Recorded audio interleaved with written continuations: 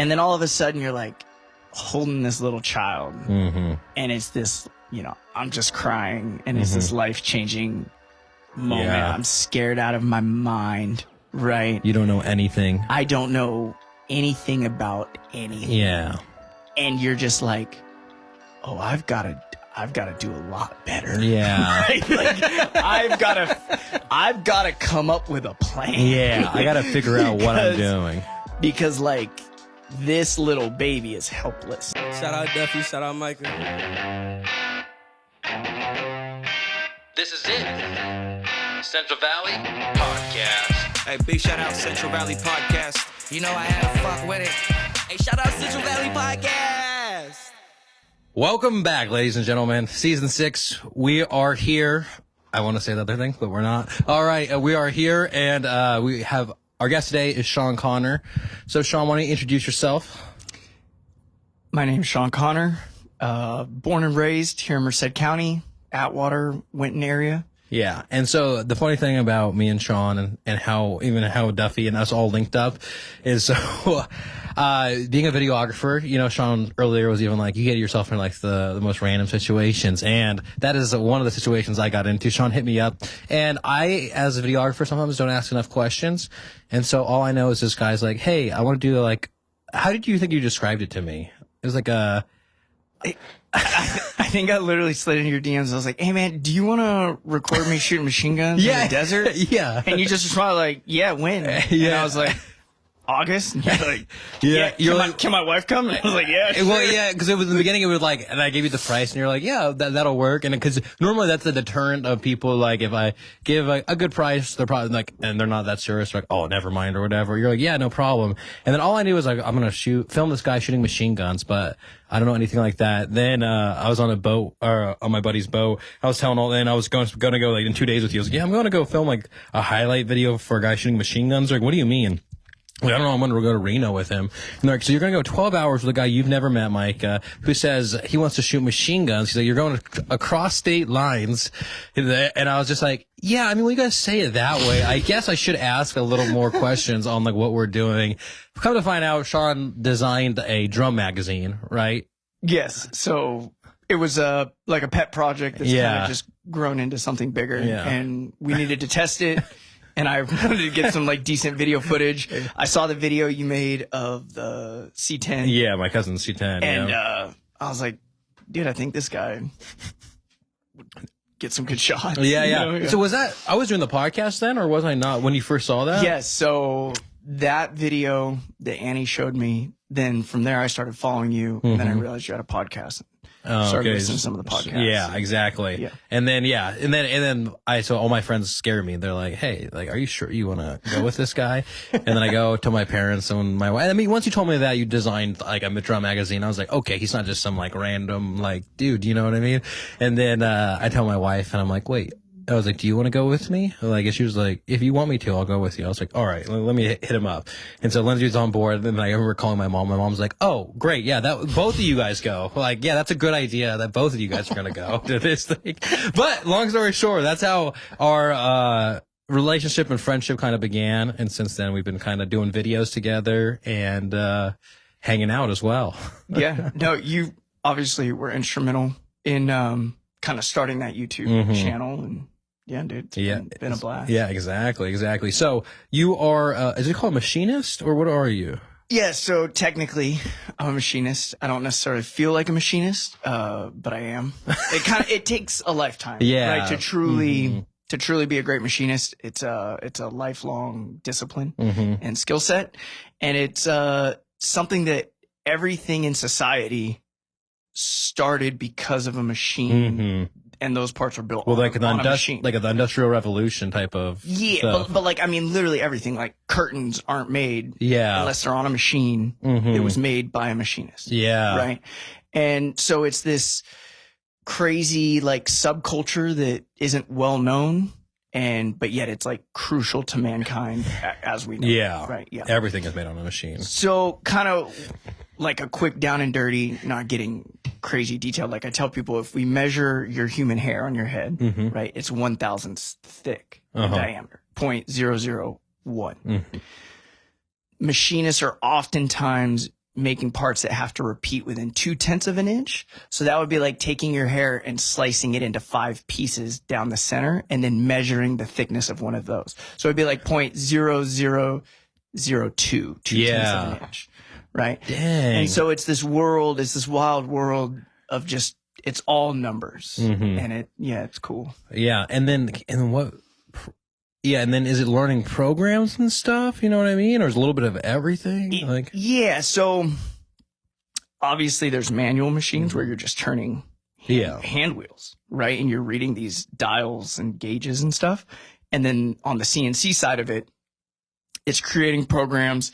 But more than that, right, you have to like kind of be an engineer. You kind of have to be like a metallurgist, right? You have to know, like, if I have to make this part that's flat, I have to take off X amount of material from this side and this side. Like materials are different, plastics are different, everything's different. So it's not like, oh, you just throw it in this machine and the computer does it. Yeah. Right? It's not AI. Right? Yeah. I mean, AI is part of it, but it's a very, very small part that we're actually just starting to explore and see in the machine world. Yeah. Dang. Yeah. That's wild. Dude, it is wild.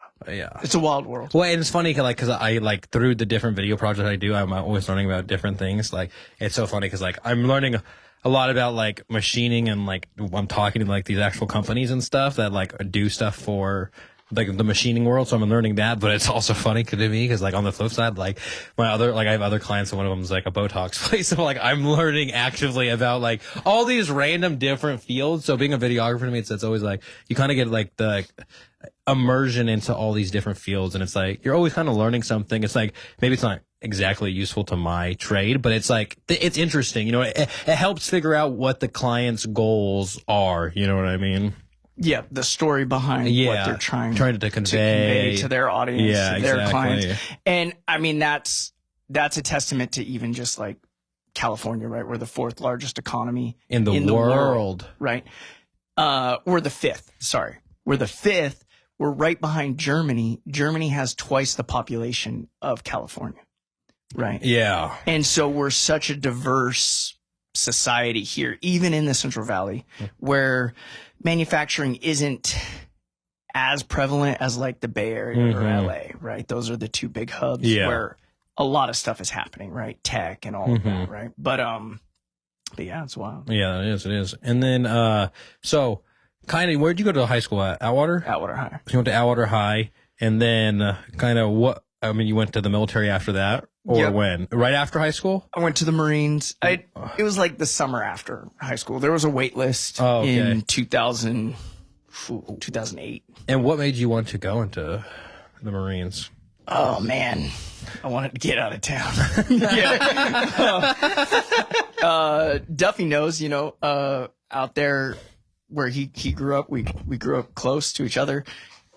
Just almond orchards, peach orchards.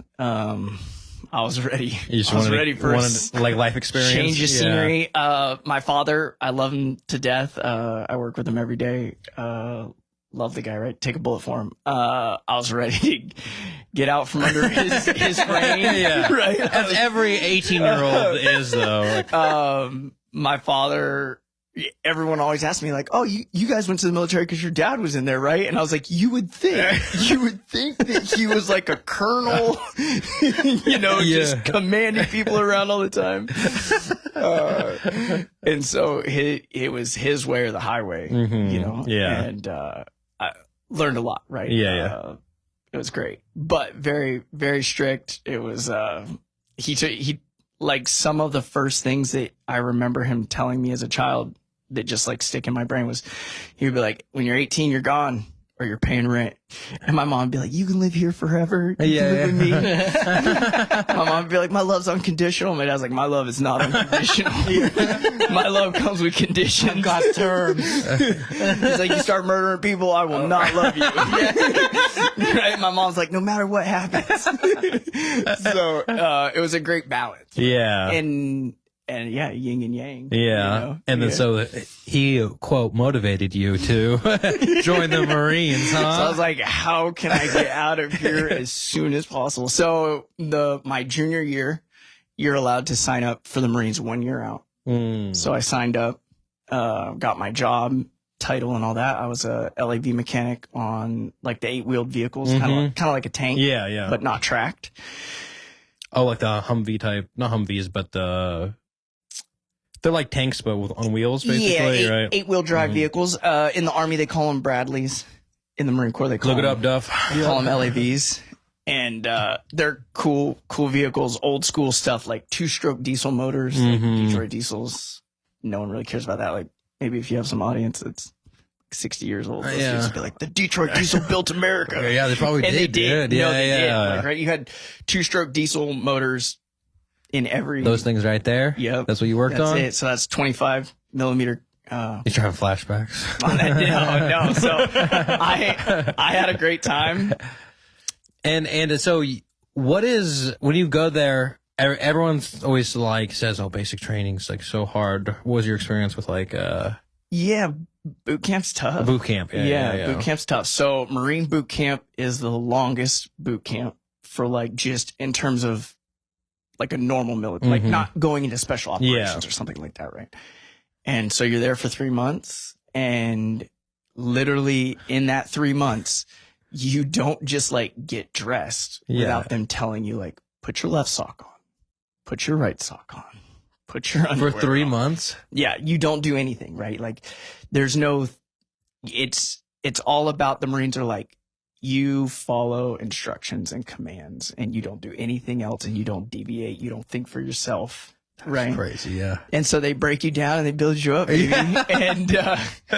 and it's tough, but it's like a really weird kind of tough. And so what I kind of told them. And you're there like bonding, I mean, or with all these guys, huh? Yeah, dude, you're not having sidebar conversations. But I mean, like, there's no free time to like talk to someone. Really, no, at all, the whole entire time. No, like, because other ones is almost like, isn't other like boot camps like a little bit? No, there's no free time at all. No, not in boot camp. No, I don't know. I've never been to the military. There's great clips where it's like where they talk about like the Air Force guys and the Army guys get to boot camp and they get to call their parents. Yeah. And then they have clips of like the Marines calling their parents, and you're reading a script as drill instructors are screaming at you.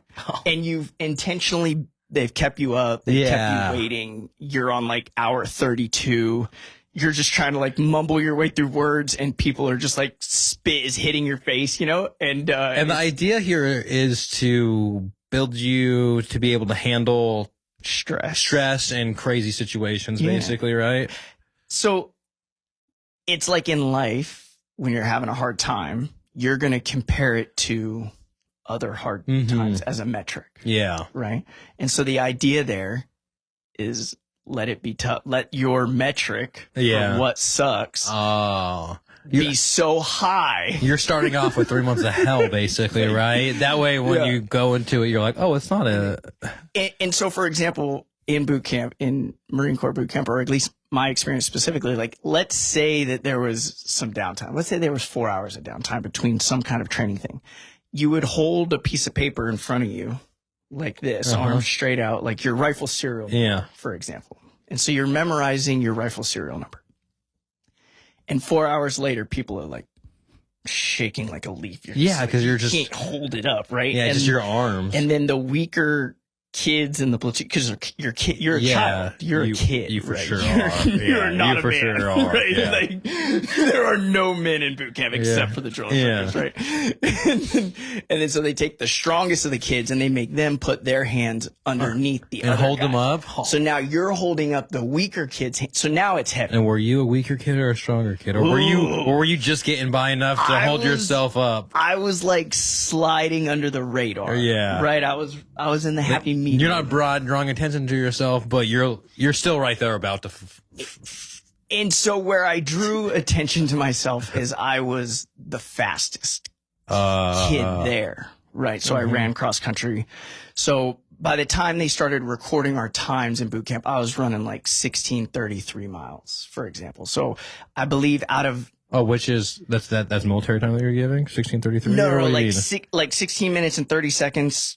to run 3 miles. Oh, 3 That's miles. how far- 3 miles. Yes, Sorry. I heard, miles. I was like, that's not that fast, man. I was like, how are you the beat fastest ya. kid? You said I was running 16:33 miles. I was like, oh man, that's not that bad. Yeah. So I was the fastest kid in my platoon, and there was Yeah, it's running like 5 minutes something miles. well, 5 would be 15 Yeah. minutes. So 5:30. I'm saying like 5.5. Yeah. Around there. Yeah, simple math. I'm Yeah. super bad at it. Machinist. Doing that. I have a calculator. yeah. My 3rd grade teacher lied, man. I have a calculator in my pocket. Everywhere I go. Always. That chick was wrong. That's so funny. Yeah, exactly. And so yeah, but there was a couple other kids that were faster in the overall like company. But in each platoon you have 100 guys. There's basically like, I want to say there's 800 of us all together. So And where was this at? in San Diego. San Diego.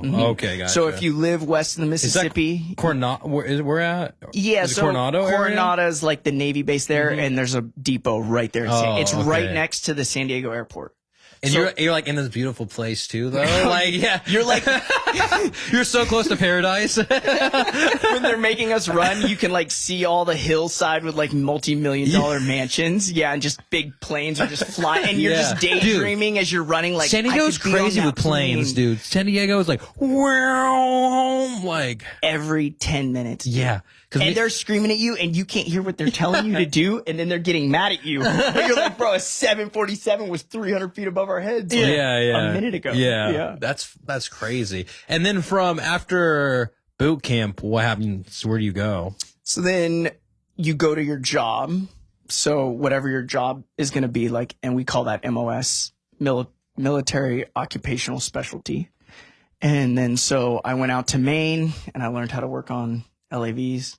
And then I ultimately came back. So that's where you like learn your trade at, kind That's of. right. Yeah, exactly. And so, and you learn just enough to like, Get into the like you workforce can over there. point at it and be like, that's an LAV.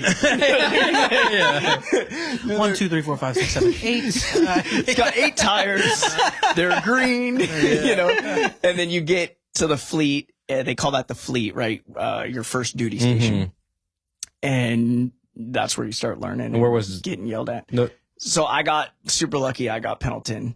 And then specifically, I was on Del Mar. My barracks was 800 yards from the ocean. Like the nicest beach. Yeah. The Del Mar beach down there is Oh, yeah, right there. is a destination. Yeah, it's a destination for people. And so we just hang out on the beach, man. I just run on the beach. Yeah, so and then once you get into it, the job, that you just kind of have like a work schedule. Is that? Yeah. I mean, you're always on call, obviously. You know what I mean? The Marine Corps is a different place. And I'm not saying that it's better than any other place. But it is better different. than any other. I'm just kidding. It's a different place. So, for example, like you're a barracks Marine, they're coming in your room every day, like looking at your room. Like if all your stuff isn't locked and secured, if you didn't sweep your floor in the morning. And again, individual experiences may vary. Some people might have had really weak leadership or maybe realistic leadership, depending on how you look at it, right? and so, so just a ton of rules all the time. For example, you couldn't walk out of your room to walk to the laundry room on a Saturday without shaving your face. If you had stubble on your face, you were wrong. Dang. Right. So, and then there's even proper civilian attire, right? Oh, so like what you should wear as a civilian. So you should wear as a civilian. What you're allowed to wear on base. So you couldn't walk out of your room technically in like some little booty shorts and no shirt on or some crazy tank that they'd be like, Devil Dog, what are you doing? Devil Dog. Get back to your room, you know? So it's a wild world, but it was a ton of fun. I'm obviously like, I say obviously, I'm anti-war, but I'm also conflicted when I see like young men and women that just don't know what they want in life. And I'm like, just go fight a war and become a man. Come back. That'll fucking teach you. yeah. Get away from your mom. Cut the umbilical cord. You know? And I'm a big fan of that. I'm a big fan of however you do it. Yeah. Right. And I think that you probably see it. I see it in people. You can tell when people have been out on their own, struggling. They don't have this ultra safety net that's just ready to reach out and catch you, right? You've got to be able to fail. You've got to be able to struggle. You've got to be able to have those moments where you're like, look, I don't want to be here ever again. And I'm going to make the right choices and decisions. Exactly. And then did you get deployed when you were there? Yeah. So I went to Afghanistan on one deployment. I went to a little cop called Cop Payne down in the Helmand province. And dude, it was a blast. We had like just a dirt mound we ended up having barbed wire before I left, but when I got there was like no barbed so you're like wire. helping build the base, kind of? No, it was just there. We're just chilling. Dude, there's a lot of chilling. You're busy doing really dumb tasks, and it doesn't feel chill. But now that I'm looking back, I was like, they had nothing for us to do. Like you were just staying busy, right? There's a lot of staying busy. There's a lot of like perceptions reality. You know, you could roll up like a piece of paper and hit it in your hand and like walk somewhere like you're mad, like I'm gonna go solve this problem, and people would just be like, right on, look at that Marine, you know. And then like you had nothing going on, right? And how long were you there when you're deployed? Marines are typically there just under 8 months, so I was there just under 8 months, like 7 months and some change. Anything over 8, they have to pay you more money, so they make sure to get you out of there. And what are you flying in on? Big planes. We flew. So you fly into Kyrgyzstan, Marines that are going to Afghanistan anyway. We fly into Kyrgyzstan, which is right at the Himalayan mountain. Dude, wild. Like the coolest thing that like pictures can't even capture. Like looking at the Himalayas. And then from there, you fly into, dude, so many military guys are like, oh, this bird's my favorite plane and all this stuff. And I'm like, bro, I was on them like 8 times. I don't know. I had other things to worry about, you know? That's the Air Force's problem. Okay? Yeah, it was like a big, a giant one. Like, go on YouTube and watch dudes jumping out of a plane. It kind of look like that. Yeah. Like, the one where like the back thing comes down on it. Yeah. You know what I mean? Like, and exactly. you could drop a tank out of it if you wanted to. Big, all the seats are like, you can move them. But then did you like? Sometimes I was like facing. But did you get like helicoptered into your actual base or no? You know what I mean? Yeah. So I rode on like I think 2 different types of helicopters, and again I don't know what. Not their Blackhawks. No, those are like I'm assuming those are the ones with like rockets. I don't know. These are more like transport. Mm-hmm. Helicopters, right? They still have like machine gunners. Chilling, like trying to not get a shot out of the sky. You know. The only plane that I know that I flew on that I really liked was the Ospreys. So it's like the plane helicopter, right? And so the Ospreys were badass. Oh, those are the ones. Is that the one I was talking about the other day with you? The one that's like a bunch of Air Force and a bunch of Marines died as they commissioned those because there was like problems with them. And those birds were bad. Like super bad. You can like lift up like a helicopter and then fly like a plane. Yeah. So for example, like look it up real quick. Osprey. I flew around a few times, right, to different places to do different things, and a helicopter would take like 2 hours for us to get somewhere. And on the Osprey, we were there in like 30 minutes. That's crazy. That was the difference. Look at that thing. Bro, you feel like you're falling out of the sky. Those are what are they called? They're called something in Halo. Hornets, right? I believe they're Hornets? called. I think they're called Hornets or something. Type in Halo Hornets. Yeah, let's compare the military to Halo real quick. This is what we do here on the You Central guys Valley have podcast. banshees out there? Yeah, like kinda. Yeah, the Hornet. Yeah. Yeah, so dude, those You flew in the real life version of that. those Ospreys are bad. So like we came into a few bases where earlier in the month or whatever, you know, they had taken some small arms fire or something, and they bank hard, and there's a guy hanging out the side door with a 240, and there's a dude out the back with a 50 cal, and you're just banking. They bank hard. So they're like hanging out, right? And they're just they're looking straight down, like looking for somebody that's shooting at us, right?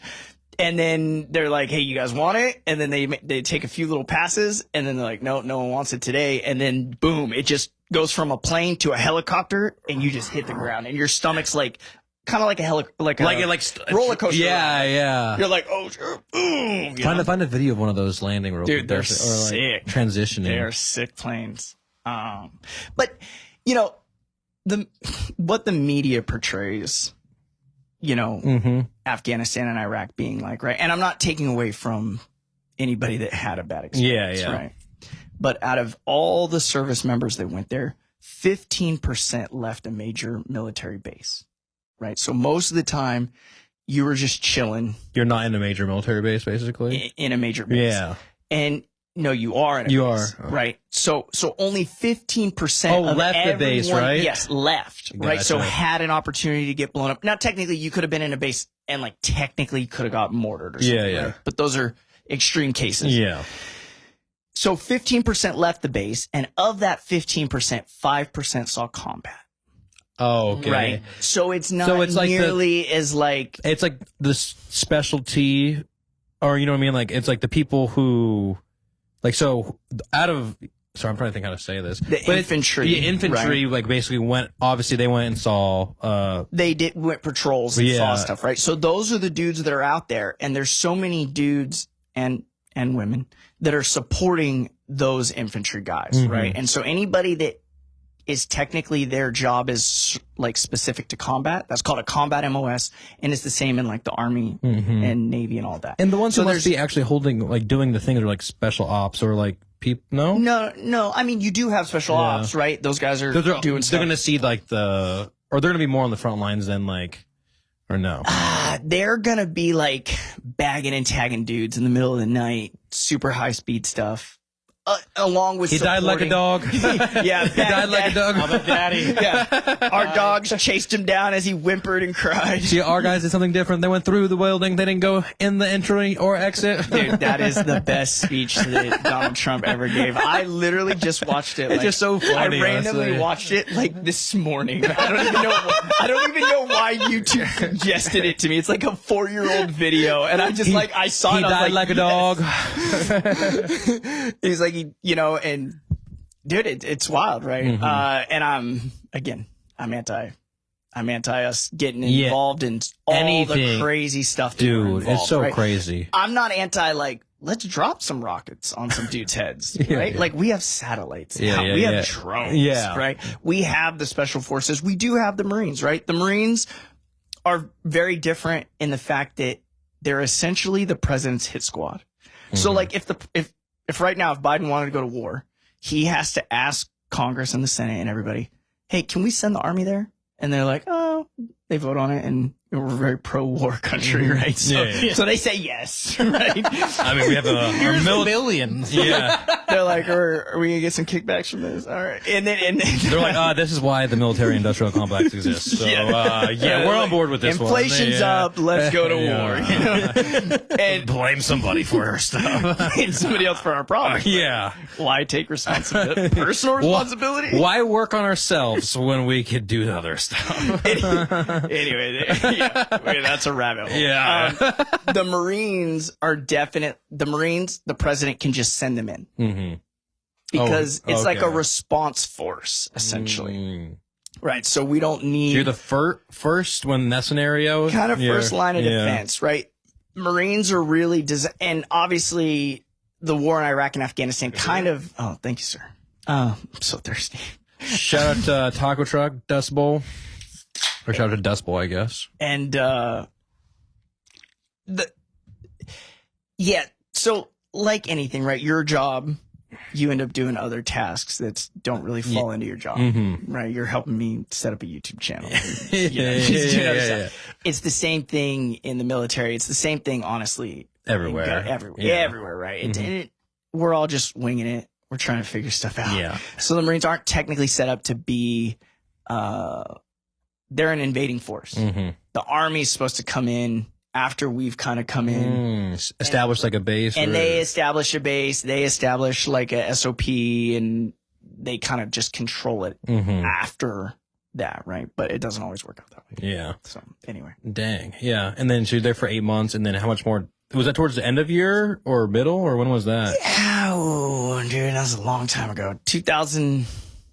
I think I got back in April-ish of 2011, and then I got out in 2012. So yeah, but about a year. I think I had almost a year left, maybe. Oh, when you got back. And yeah, so had a ton of fun. It was a great time. Rolled around Afghanistan a little bit, not a ton. I was on pain for most of it.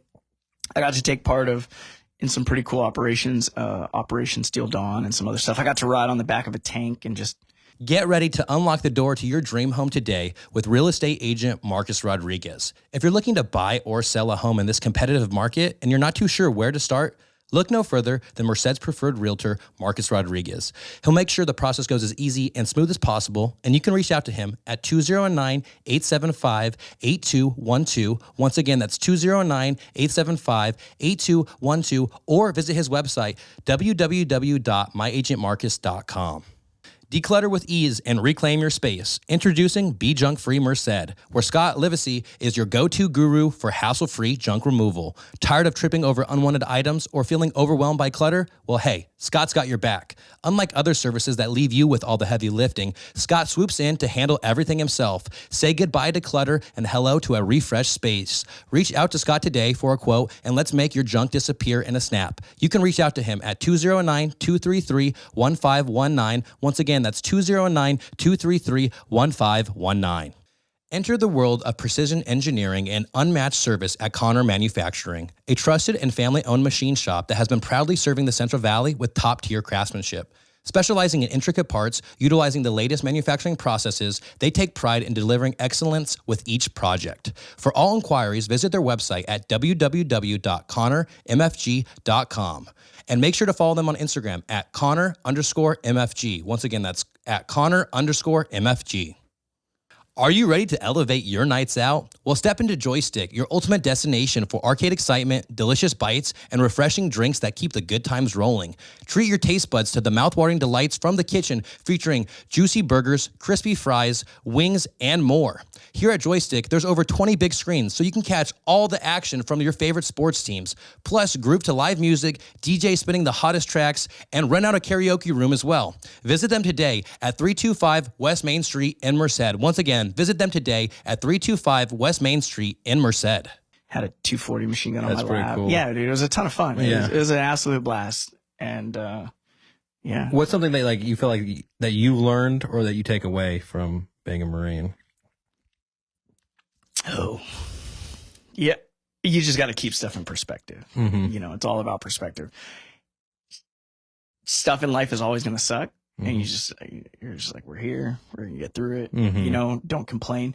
One of the kind of mantras is like in the Marine Corps when you're a younger junior Marine, like what one of my great bosses would say is like, volunteer yourself. Don't be voluntold.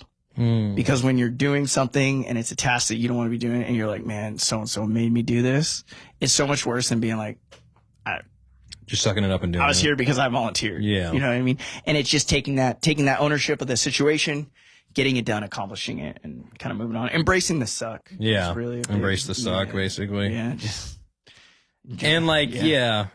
And I'm gonna fucking quote Joe Rogan here, goddamn. But no, it's like the worst. But it's like when you're saying embracing the suck, and like, you know, it could always be worse. It's like the worst thing that's ever happened to you is the worst thing that's ever happened to you. Like it can only get better from there. I mean, most of the time, you know what I mean? Yeah. unless it gets worse. Unless it gets worse. Like, well, Hey, then it becomes a new worst thing that ever happens to you. You just know have what I a mean? new standard. Yeah, right? exactly. And honestly, we're humans, and we tend to forget. Right? We tend to forget history. You're telling me I've been watching World War II documentaries, man. I've heard that shit happened. I'm like, I mean, I know it happened, but like, people are gonna be like, damn, this guy's really in World War II right now. I said it in the last podcast too. There's a great comedian where he's like, dude, I know nothing about American history, so I'm watching like World War II documentary. I'm watching he's talking about watching Pearl Harbor. He's like, I'm on the edge of my seat. Yeah. How's it gonna end? And it's like, bro, the ignorance of Americans and their histories of. Dude, it's crazy though. And my dad's dad, my grandpa, he fought in World War II, and he loaded up the cannons during Battle of the Bulge. But it's just crazy to think like, you know, at that time there could be can you imagine if the United States tried to do a draft right now? Like, it would really be like an uproar. There's no way us millennials are honestly out of it, right? Aren't we old? Is it 30 something? No. It's like 40. Is it really? but Look they- it up. Let's guess. What do you think what do you think for a draft? What do you think the age limit is? Obviously, What would it be now? Has it changed? yeah. I don't know. it's got. I know they start 18 to 25. Yeah, those are the first groups, right? Yeah, in Vietnam, Can you imagine Gen Z? dude, I don't know. Yeah, Just TikTok dancing over. and the Marines are just TikTok Over the guy who's dancing. like, this is my rifle. There are many like it, but this one's mine. They're like, and again, it comes back to volunteering and not being I'm volunteering. gonna go. It cuts off at like 32. It's got to cut off at like 32. 35 max. You would think they wouldn't want some What old. does it say? that's when you can register, but when can you be drafted? Uh, There is no upper limit. what do you mean? You're gonna take my dad? They're like, what's your skill set? They're like, we need you. It requires anyone from age 18 to 64 to register. I thought I was out. Yeah. Oh, sorry, that's 1940, but then the range was 19 to 26. Oh, we're good. We're good, baby. Hell yeah. Yeah, Let's get a draft. I'm just kidding. I remember I was like overly nervous about that when I know. signed up for selective service when I was 18. I was like, oh my God, I have 7 years to avoid this. by the time I signed that, I was already like signed up. For the Like, I was You were a junior in high school. You jumped the gun. I was like, why am I even signing this paper? Yeah. Don't they know? You know, I was like, isn't the government on top of this? And then I get there and I'm like, the government doesn't know anything. Nobody knows anything. It's like the classic, like when you become like an adult, that's like, and you're realizing, you're like, wait, no one knows what the fuck's going on right now. Everybody's winging you. Yeah, like you think about your parents when you're a kid, you're like, oh, my parents knew what was going on. They knew, you know what I mean? And you just like, you're so naive as a kid that you have no idea that like. Dude, I get in the car and like we'd be going somewhere new and my mom would be like dropping off parts for my dad for the machine shop and we'd be heading off to the Bay Area. And I'm like, oh, my mom knows exactly where we're going. Yeah. Dude, no GPS. Yeah, isn't that crazy? She just took off with two young boys and just, I can't imagine. bro, it was a like- different world. It was a different world back then. I wouldn't know how to get places today. Dude, imagine like Lindsay just leaves her cell phone at home.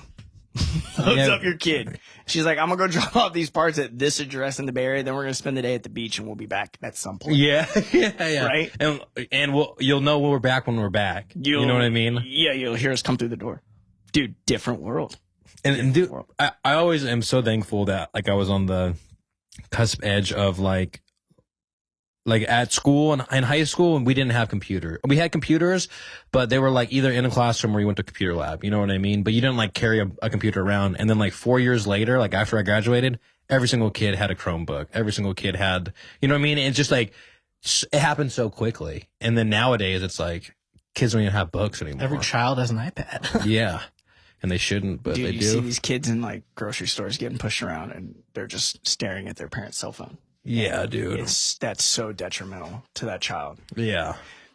We pass up so many learning opportunities and teachable moments to all of these children, and then we diagnose them with like ADD, and we're like, these kids don't know anything. These kids are, dude. And it's funny. It's always like the older generation is like mad at the kids, dude. I remember like being in the car and listening to like talk radio with my dad. I'm a child. Right? Yeah. Rush Limbaugh. He's just like ranting on the radio, Dude, right? My grandpa's always listening to Rush Limbaugh. Yeah. And like these guys are calling in, they're like, these millennials, this generation shaping up to be garbage. And then like some dude calls in and he's like, I was 8.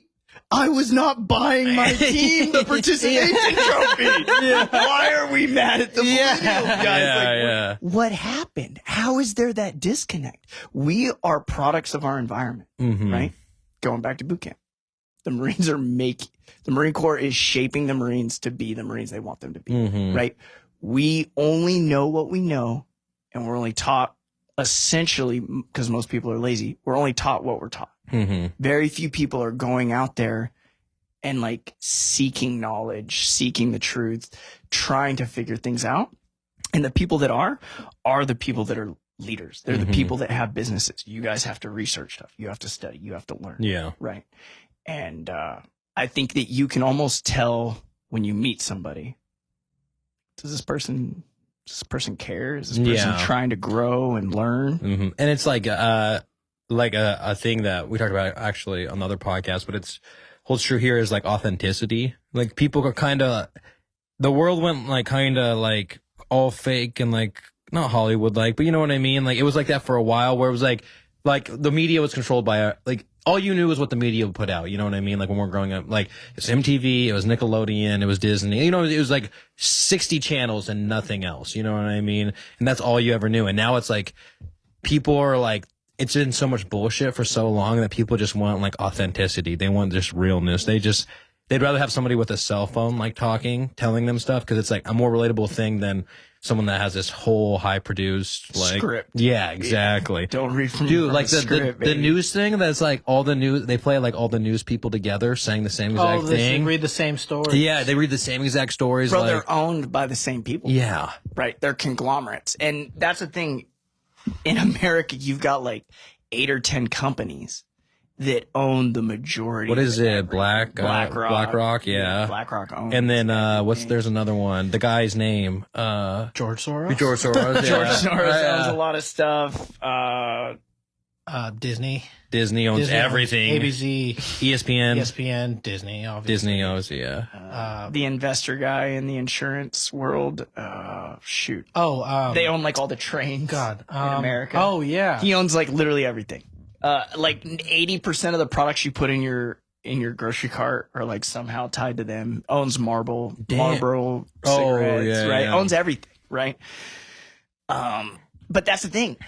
Money just makes money, right? Mm-hmm. And these guys that have made it to there's like that tipping point in a company, I think, that once the owner When your workers unionize you underneath you. once the owner is no longer focused on the day-to-day operations and no longer focused on making a sale or the quality of the product and can focus on the future of the company and employing the best of the best in those positions. Like Elon Musk is a great example of that, right? That man hires the best of the best. He doesn't pinch pennies when it comes to putting people in place to make his companies run. Jeff Bezos, great example of that, right? People want to get super mad at Jeff Bezos.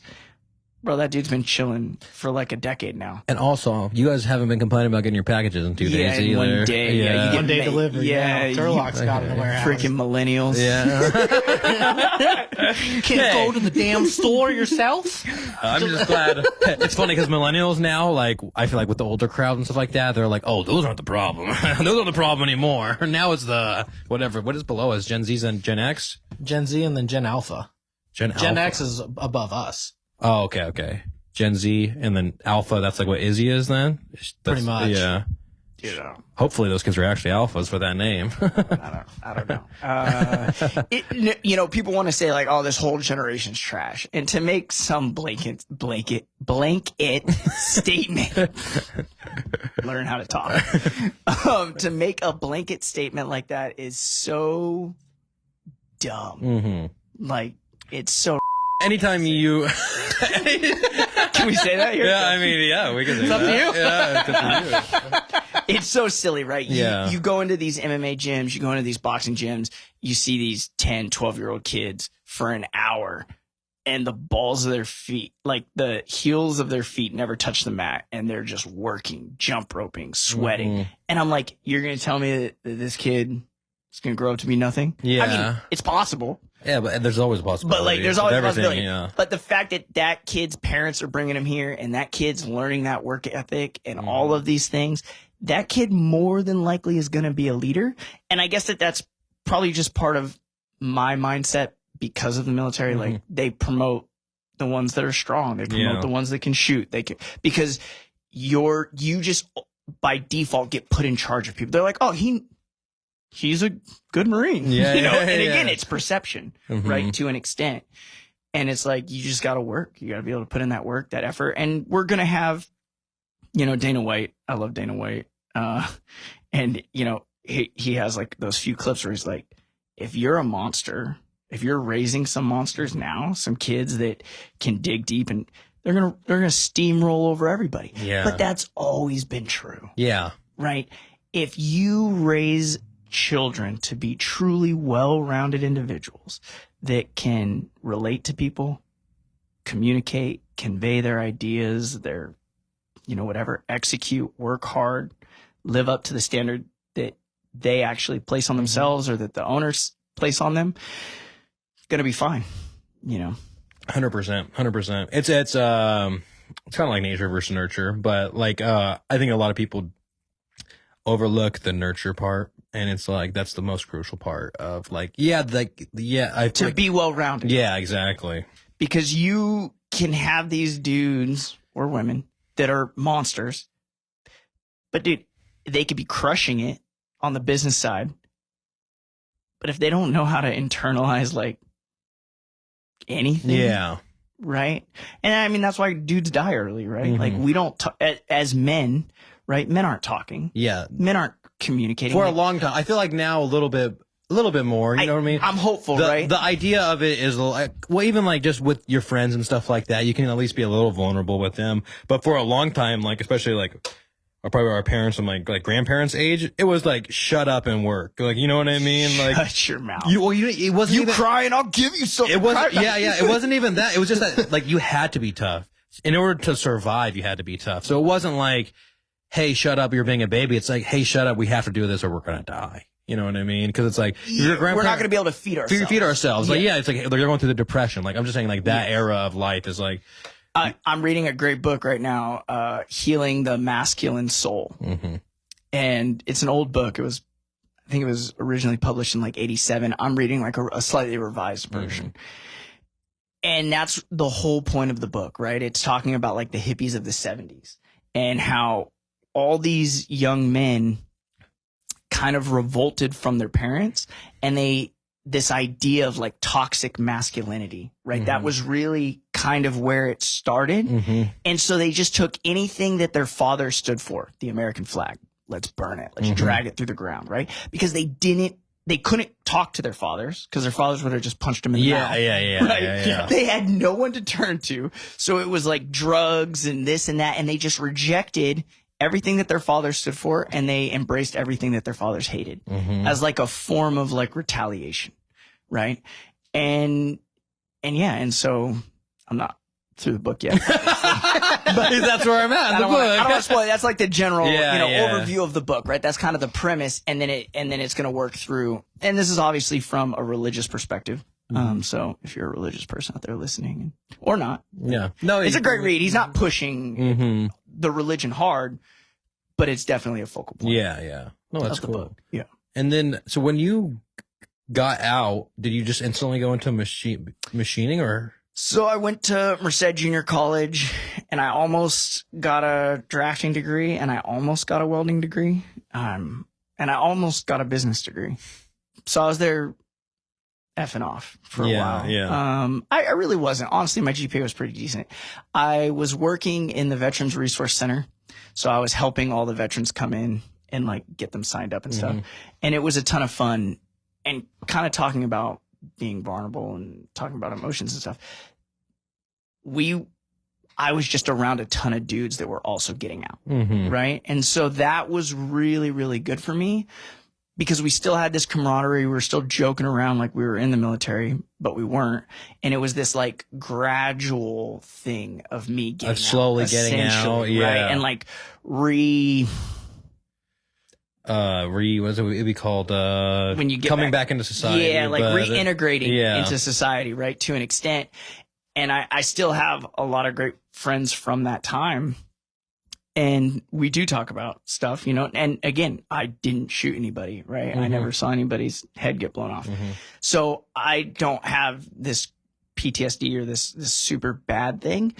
But again, only 5% of 15% even saw combat. And 50% of veterans have PTSD, and 22 dudes are killing themselves every day. But it's not because they saw something crazy in every case, right? In some cases, yes.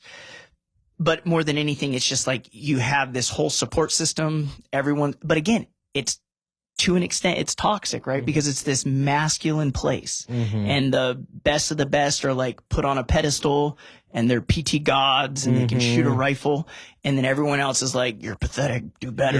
You know? But you still have this community. Even if you are kind of at the bottom, you still have a community at the bottom, you know? don't know really where I was going with that. Yeah, but yeah, it takes time. And so I did the college thing and then ultimately went to work for my father's company. And then slowly, yeah, fast forward to today, I'm an 80% owner of Conour Manufacturing. I became a 20% partner back in 2017. Oh, so you did that for a little while then, huh? Until this past year, right? Last year you became 80%, right? 2023. Yeah. Yeah. So January 2023, I was an 80% owner. So I've been a 80% owner for a year now. Yeah. Yep. Damn, yeah, dude. Time flies. Yeah, it does. Yeah, because that's when we linked up was 2023 or 2022. Drum Mag was 2022. Yeah, I think we tried to. It was right after when were your twins born? July 2022. June 25th of 20. June 28th. Ooh, Annie's gonna listen to this and be like, Shawn, gosh dang it, dude. I struggle because our daughter's June 12th, so I know that the boys are June 20 something, and I got a lot of numbers in my head, guys. I'm chasing tents all day. Yeah. I'm on the 4th place, right at the decimal. But they were born in 22, right? I believe so. Emma was 2017, and I still struggle with what year the boys were born. The boys are a year and a half old. Where? Yeah, 22. Yeah, 22. And then we went on our excursion to Reno to shoot some guns. Yeah, they were only like a month old. Yeah, exactly. 'Cause that happened then. Dude, that was so much fun. Yeah, that was really fun. We're gonna do it again on such a larger scale. Yeah, that sounds good to me. It's gonna be sick. And then we stayed in touch, and then we started doing videos again. When did you get the robo drill? August of 23. Yeah. I want to say maybe. Yeah. And then we've been doing videos since then. Yeah, we've been doing videos. And it acts surprisingly, because I remember Shawn was always telling me, like, yeah, like, there's not like, you were trying to explain, like, the machining world, I felt like, and, like, YouTube to me. And I was just like, I mean, I don't know. Like, I just am not used to that. You know what I mean? And then, like, literally, like, our first video did whatever, got a few hundred views. And then the second video that me and Shawn did blew up out of nowhere. It got like 30,000 views. Yeah. And it did well. Yeah. Since then, just got an avid fan base, and we've been making videos since. And we ended up getting some work through DSI, which was DSI stand for again? Design International or DIS. Software. DIS, sorry. Is it Design International Software or something. They're a sponsor. They're a great company. Yeah. Great dudes, man. Shout out to you. What's his Daniel, yeah. Daniel, Devin, Dr. Phil. That's his Instagram name. Oh, really? But yeah, there's great guys. Or not Devin. You haven't met Dr. Phil, I mean. But no, those are great dudes. There's a ton of support. And I mean, that's a talking point, right? Like, whatever you're doing in life, find a group of people, like-minded people that are supportive, that you're going to learn from, right? And so we're standing on the shoulders of giants. Right? You don't even have to be in the same field as somebody to learn stuff from them, too. That's the thing I realized through the video. It's like, I see all these other people, individual business owners who are driven and stuff like that. And it's just, if I can find one thing from them, it's like, hey, that person's driving and they're finding a way. And that's kind of like been my thing with this podcast / video / photography. It's just like, hey, I'm finding a way. I don't know. Like we're talking about earlier, like, I'm a professional. Yeah, I think, you know what I mean? I'm a professional, but at the end of the day, it still feels like the imposter syndrome, I don't know if I can hang out or like be like a top, I don't know, you know what I mean? But there's all these things in your head that are going through all at the same time. But at the end of the day, it's like, if you just drive and you're okay with failing and trying again and failing and trying again, you're going to get places. Fail fast, fail often, right? Don't go down some path that's not working and like hold on to it for so long, right? That's what I tell people too that are asking about business and stuff like that. Like, look, try something out. If it doesn't work, ditch it, abandon it, go a different route, get exposure to stuff, right? There's a lot of people like, oh, I don't want to start over at ground zero. You're not, because you learned from that failure. Yeah. Right. And those failures we tend to hold on to and remember in the back of our mind a little bit better because of that pain. Yeah. It like, you just like when you think back to something and you cringe, it's like, yeah, you probably learned something from that fucking moment. Yeah. We've all had those moments of like, oh man, like, yeah, I did what? It's a journey, baby. Yeah. Life's a journey. And when people are trying to like, you can't skip past the hard stuff. You know what I mean? I feel you can't do that at all. Like if you do that, you just, I mean, if nothing's hard, then you're not learning. Dude, people don't even want to hear stories about the people that were given everything. You know, people want to hear stories. They want to listen to the people that had the trials, had the tribulations, fought to get where they are, right? Yeah. Nobody. It doesn't make a good book of like. It's the Cinderella story. Yeah, right? yeah. No one wants to hear like, yeah, and then I inherited everything from my father. Like, you know what I mean? It's like. And I just chill. Yeah, exactly. That doesn't make a good story. It's the people who investor, invested the money great. I've never worked a day in my life. I have homes in the Philippines, super cheap to live there. Thank you. People are like. No one's gonna buy that book. Yeah, you know what I mean? Exactly. That's why Jocko Willink or like all the like David Goggins type people. And those are the extremes. Those are like, hey, I don't want my life to be like that. I don't want to wake up at 4 a.m. every single day. I don't think a lot of people can do the Goggins methods. Yeah, exactly. But there's a fine line in there of being and working hard, and then also being able to appreciate where you've come from with the struggles and everything else like that. Yeah, so much of like business, you know, that people talk about, these people that have already made it, right? Oh, work-life balance, how important it is. And it's like, brother, the only reason you're talking about that is because you've made it. Yeah. Right. And I tell people when I look back on my journey and just putting my head down and grinding in machining for like 6-8 years, just completely immersed in it. Bro, I couldn't have had kids. I couldn't have been dating. Like, dude, there was years in there where I didn't date. Like, I wasn't going to a bar. I was a young kid still. You know what I mean? And I was coming home after like 20 hours and I was like falling asleep on the floor because I was too lazy to shower and I was too dirty to get into bed. I had like a little carpet in my bed. You know what I mean? And I would just crash there, wake up in the morning, shower, and then go back to work. Right.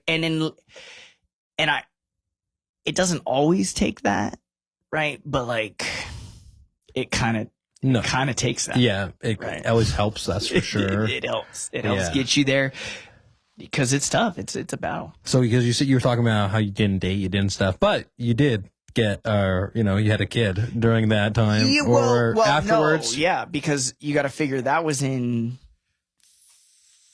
like probably from 2014. 13 to 15, I wasn't dating anybody, right? And then, the love of my life came into my life, So, shout out to Annie. Yeah, shout out you, Annie. You're the reason. You're the true reason we linked up. You're like, check out this C10 video. Yeah. And here we are with him on my podcast a few years later. Yeah, full circle. And I also do believe that you have to have a reason to work hard, right? And I do believe that I was working really hard before Annie and before Emma and all that, but like, that really then it's kind of like that life cycle of work. You're just working like a dog with almost no direction. And then all of a sudden you're like holding this little child and it's this, I'm just crying and it's this life-changing moment. Yeah. I'm scared out of my mind, right? You don't know anything. I don't know anything about anything. Yeah. And you're just like, oh, I've got to do a lot better. Yeah. Right? Like I've got to come up with a plan. Yeah. I got to figure out what I'm doing. Because like this little baby is helpless. Right. And I would always joke, like people would say like, dude, Shawn could go live in a cave somewhere and be happy. Right. Yeah. And like, had I not found Annie, and had I just stayed in the shop, and really Annie found, Annie's been my friend since, we've been friends since 2004. Yeah. Right. Like Annie's been in my life for so long. Yeah, exactly. Right? And had she not been, right, and had she not like kind of just been like, hey man, we're gonna hang out. We're gonna hang out. I would probably be like living in like a little shed somewhere, just working like a stupid amount. Like I already work a stupid amount. We're gonna put the little dinger. He said it twice today. Ding, ding. People in the community are gonna text me, Shawn. You're just really. No, I watch a lot of podcasts, and I'll say it. No, and then what do you think? Like, yeah, because that's what I remember of having Izzy is just like, I remember as soon as she was born, like I just started like crying because you're just like, holy, like it's just life. That's like the reason that you're born really is to reproduce eventually. You know what I mean? Us humans, like we don't know why the purpose of us being here, but one of the most primal things is just like reproducing. You know what I mean? And I just remember like holding Izzy, and I'm like, oh my god, like, and she's like holding on to my finger, and I'm like you're just like, what? Like you, like, you know, you're a person, and you came out of nowhere. It feels like, you know what I mean? Cause yeah, when I became a dad, I was just like, oh my god, like you're saying, you just kind of like, it's not like. I was imagining it would be like this click in my brain, and yeah, it is, but it's almost more like, it's not a click that like, oh, instantly I have to do better. It's just like, it motivates you to do better. It's like looking at your daughter's eyes, looking at, it's going to continue. Yeah. And then you're seeing that they're learning stuff, and then you're like, okay, that's when I'm realizing, oh, my time is very valuable. Like, yeah, it might be an hour meeting with this person, or they might come out here and film and do something like that. But like, it's not just that. It's also the time I'm going to take to edit this, and it's also just this.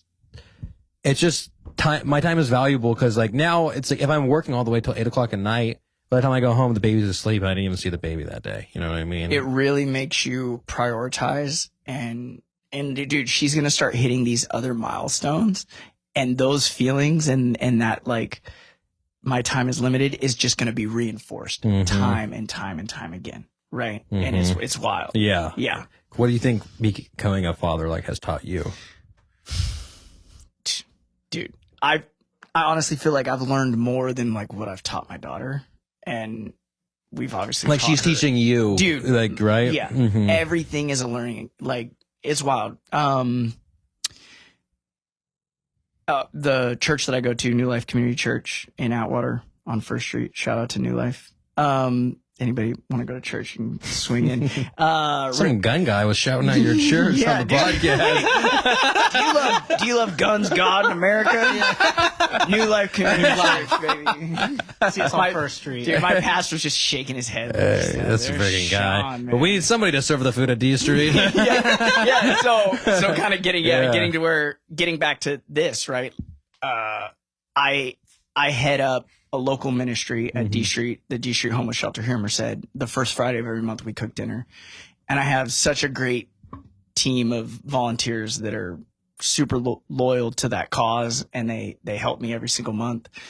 And so we go there, we cook, we have a great time, and Emma comes and she hands out sodas, and everybody at D Street, all the residents there, they love Emma, and they're always like, "Oh, hi, Emma. Hey, honey." And she's just like, hi, and talking to everybody and handing them a soda as they go through the line. Rise and shine with Inland Roasters, a family-owned and operated coffee roastery located in the heart of the Central Valley. Each cup of Inland Roasters coffee begins with sourcing the finest beans. From there, brothers Brant and Reed take their time cultivating the perfect roast profile, turning the otherwise ordinary daily coffee ritual into an extraordinary experience. Because everyone deserves a better cup of coffee. Feel free to visit them at the Turlock Certified Farmers Market every Saturday, where you can also purchase their coffee in person. Find them online at inlandroasters.com. Once again, inlandroasters.com, and follow them on Instagram at inland_roasters. Once again, that's at inland_roasters. And make sure to use code CVP10 and receive 10% off your first order. Imagine stepping into a warm and inviting atmosphere where every corner exudes elegance, every sip of cocktail delights the senses, and the aroma tells a story of culinary craftsmanship. Welcome to Bella Luna, an enchanting Italian fine dining oasis nestled in the heart of downtown Merced. Whether you're seeking an intimate dinner for two or a vibrant gathering for friends, Bella Luna promises an evening of indulgence and connection with exceptional hospitality that elevates your experience. Get ready to tap into the Central Valley's craft brew scene with Blaker Brewing, located in Atwater and Ceres. Beyond just brewing delicious beers, they're known for hosting epic events that unite the entire community together. From irresistible flavors of their brews to the lively atmosphere, every visit to Blaker Brewing is an adventure. And keep your calendars marked for their upcoming events, including Jacked Up Country Music Festival on 420 with Ben Gallagher, Summer Smash on June 1st for a foodie's dream to come true, the iconic 4th of July celebration with the Valley's best fireworks show, the Deja Brew EDM Festival on August 23rd, and the legendary Blaketoberfest on October 5th. It's time to raise a glass and join them for the fun at Blaker Brewing. Looking to take your ag business to the next level? Well, look no further than M-Mig Construction, the ag commercial construction experts. Based in Atwater, California, M-Mig specializes in tailored solutions for all ag construction needs. Whether they're dairy farmers, ranchers, or agribusiness owners, the team is dedicated to bringing their clients' vision to life. From innovative milking parlors to durable steel buildings, M-Mig has over 18 years of expertise to ensure the project's success. With quality craftsmanship, timely execution, and a deep understanding of the Central Valley's agriculture, they're the trusted partners for growth. Reach out to M-Mig Construction today at 209-724-9488. Once again, that's 209-724-9488, or visit their website, mmigconstruction.com. And like, Emma we'll be heading home and she'll be like, "Oh, did you see that lady that was really sad and crying, Dad?" And I was like, "Yeah, like she was going through it, girl, you know?" And like, it's just the way that she talks about it and these, and you're like, man, like, you're aware of like, she's so present, right? And she's a sponge and she feels these emotions and these things that like, I almost think that we become callous to it. oh, we right? for sure do. And, you know, I'll be on a run with Emma. I'll be pushing her in the jogger or a walk or something. And she'll see a homeless person. She'll be like, "Dad, we should tell them about D Street." And I'm just like, gosh dang, here she is just holding me accountable. Yeah. And then we turn around and I mean, I know that this person's like strung out and does not want to be at D Street, right? And the D Street shelter is a great place, but they get drug tested. Yeah, they gotta be clean and all stuff. These, they've got to be wanting to make a change in their life. But like the naivety that like she has as a child is almost like you can't fault her for it, you know what I mean? No, and so you're like, it's so authentic. Okay, like I will talk about I'll go tell this crackhead real quick about D Street shelter. So we pull up and I'm like, "Hey man," they're like, "You got $1?" And then I'm giving them $5, you know?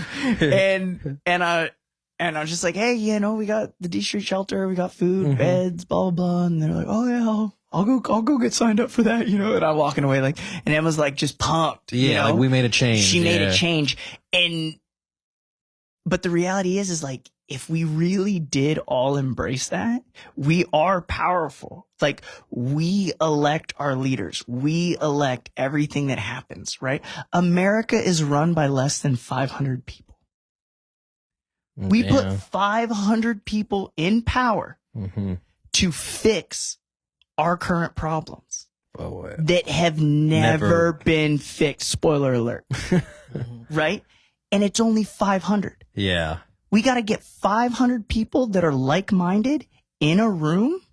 And all they do is disagree and argue. To go, we are truly bipartisan and we truly want to care about America. Right? And if we had 500 Emmas in a room, brother, the world would change. Yeah. Right? And she's 6.5. Yeah. Right? She can count to 100. Like you're saying, I feel like she can read simple count how many sentences. people are in that.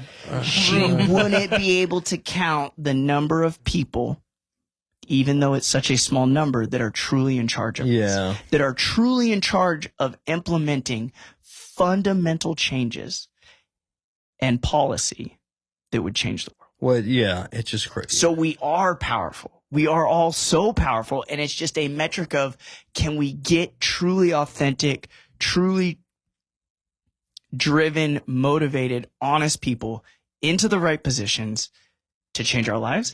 And what I will tell people is, honestly, those 500 people don't even really, they affect us, but they don't affect us nearly as much as if we can just get 5 people in a room around us that care about us and care about our futures. Right.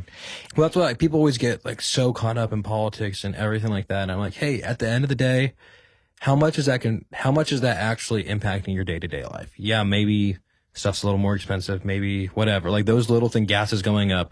But at the end of the day, it's like they're not affecting your day-to-day life. And if you're focused so much on this giant, bigger picture, you're taking like, your eye off the ball. Yeah, exactly. Of what you have to do for your business and your family. Yeah, exactly. And that's my thing is like, hey, yeah, politics. It's like, I tried to pay attention. Basically, 2020 got me to pay attention a lot. And then by the time like 2021 was here, 2022, I was like, oh, I'm so over of this. I checked out. Yeah. I paid attention to politics since I was a child, and I checked out. Yeah. The thing is, it's like, it doesn't matter what party you want. Like, they're just garbage. They're both just so annoying to me. Like, they're both so focused on what their individual party wants, or like their quote, they're quote values, focused on their families. Yeah, exactly. But at the end of the day, it's like it's not helping any normal family in America. Everybody in the Congress and the Senate are like, they're the top performing stock traders. Oh yeah, right. Yeah, and I'm like, guys, Nancy Pelosi. Like, what's the chick that's running against Donald Trump? Nikki Haley. Nikki Haley. When here I'm saying, like, I'm not in politics. I'm just gonna name drop. I'm gonna be like, yeah, these guys. Yeah, I don't follow at all. Yeah. I focus on my business. All I know is Vivek was fucking giving it to her though. Dude, Dan Crenshaw, right, the Navy SEAL with the eye patch out of Texas, right? A dude who I do have a ton of respect for, and I like most of his policies. His stocks, he's one of the top. Yeah. And I'm like, brother, why aren't you giving all this information out to us, the middle class? You're on Instagram. You've got millions of followers. Yeah. That's share that information. Oh, you can't because it's insider trading. You son of a. But it's legal because it's written some way. In the land of the blind, the one-eyed man is king. Yeah, dude. I'm like, you son of a gun. That's why. That's why when people like Tulsi Gabbard, people who are actually genuine people, dude, you know what I mean? Talk about a lady who's disenfranchised. Yeah. Right. Another army veteran. She's an army veteran. And then like when she was in the debates and fucking against Hillary, and Hillary called her like a Russian spy or whatever. It's just like this lady went and served our like country, and that's the thing with like Donald Trump and stuff that pisses me off is like you can't just dismiss people because they have set different opinions than people. You know what I mean? It's like, I get it. I get like, this is how you ran a business, but that's not like, at the end of the day, it's like, you need to have empathy for people because, and that's why when people like, even like, it's like Andrew Yang, like, yeah, maybe I'm not a fan of like his policies and stuff like that, but he's still like, people who are fighting for the middle class get completely destroyed by the mainstream media. Bro, they don't. Super delegates, everything else. They don't care about us. Yeah. Right. The elites, the powerful people in the world, the middle class, we're the ones doing all the work. We're the ones. Why is our middle class shrinking? We have no idea why. It's like, our middle class. What are you talking about? You guys put out like so many businesses. Decimated. Yeah. We are getting decimated, and the middle class is what built this country. Right. Because now it's like we either have corporations, and then you have poor people, and then you have the wealthiest. Exactly. And there's no in the middle. And I guess another point to just make that most of the corporations in America have less than 500 employees. Yeah, right? That's crazy. They're small businesses. Most corporations actually have, I think it's like less than 50 employees. So when everyone's like, tax the corporations, bro, you're taxing a bunch of family-owned companies. Yeah. That are privately traded, that are just trying to survive, that are volunteering at local shelters, that are part of the community, that are teaching T-ball, that are doing these other things, taking away their time from their business and their family, right, to volunteer and make a difference. That's what those corporations are doing. Those, 50-person companies, those 5-person companies, those are the banners at FFA events, and this and that, right? Proudly supported by this company, this company. It's just people. A corporation is a collective of people that are working hard to try to feed themselves. For a common goal, basically, right? Yeah. And so what a lot of people don't understand is when you tax the corporations, you're killing the small ones. Nothing's going to happen to Walmart. Yeah. They're going to raise their prices because now they have less competition and their profit margins are going to go up. Oh, yeah. It's right? The profit margins of Walmart have done nothing but go up as Americans clamor and scream for more regulation. Dude, it's like, and I'm like, bro, you're shooting yourself in the foot. Yeah, it's like 2020 happened, and like all the corporations were like, oh, we've never made this much money and profits and stuff like that, and they only like doubled and tripled their prices on things. They were killing it. Yeah, and you are killing it, like from your perspective, yeah. But then because I see like Congress every now, I don't know what it is, whenever they have hearings and stuff like that, they like ask these corporations these questions, but it's just a beat around in a circle. I have no idea on that information. I came here to answer other questions, and they're like, then they try to subpoena them to answer this, and then they don't answer it by the next time they come in. Yeah, exactly. Freaking circus. And then we're here living our lives. We're changing the world, baby. One podcast at a time. Look, this is where the revolution starts, baby. Yeah. This is where the uprising. You're powerful. You're all powerful people. Yeah, exactly. Well, then it Change the world. If we all unionize right now. we need the people to unionize. Change the world, baby. We just need people to just put their head down and work and take care of, again, find 5 people. Get a circle of 5 friends and you could become unstoppable. Right. Mm-hmm. And I know that I'm super simplifying that and it's not that easy, but it almost is. No, it almost right? is. Embrace your yeah. inner Emma and just be like, go tell homeless people to go to D Street Shelter. Okay, what right? was your reaction when you found out you were gonna have twins though? Because I used to think I wanted twins until I had one baby, and I was like, "Are you kidding me? I would. There's no way I would survive right now." So Dude, that's why I'm asking you that. So we downsized and we were living in a trailer, like a pretty nice trailer. Yeah. Right. It was new. And like we built like a roof over it and we had chickens and we were like living tiny. Yeah. Right? Like living close to Earth. 90% of our food was cooked outside on the barbecue. And Emma's like, how old was Emma at that? A year and a half ago. So 5.5. And like, Annie and I aren't big drinkers. Like we typically don't have alcohol at home. And, I come into the trailer one day and she like hands me like a tall can, you know, and it's like a Friday and I was like, and it hadn't been like, I hadn't had like some rough crazy week or something, you know what You're I mean? like, oh, that's interesting. I'm like, this is kind of different, you know? And I was like, oh, are you pregnant or something? And she just like kind of started crying. Oh, you know? And it wasn't that she was like, you're not sad about it or she anything. got these emotions going on. Dude, and girls and everything. hormones and dude, pregnancy. Women in general operate on like 3 times the endorphins and hormones that we as men operate on. We're built different. AKA we're not the same for good reason. Sorry if I AKA a bunch of people. We're not crazy. I'm just kidding. Shots fired. Cuckoo. I'm just kidding, ladies. Look, I'm just kidding. Woman's right. Okay. This is the thing. Women will crush a bunch of stuff and be better at it than us, just like we will crush a bunch of stuff that they're not good at. Oh, yeah, 100%. And there's a reason, guys. There's a left wing and a right wing, and that's the plane that the family flies in, baby. Yeah. You can't have 2 left wings. You can't have 2 right wings.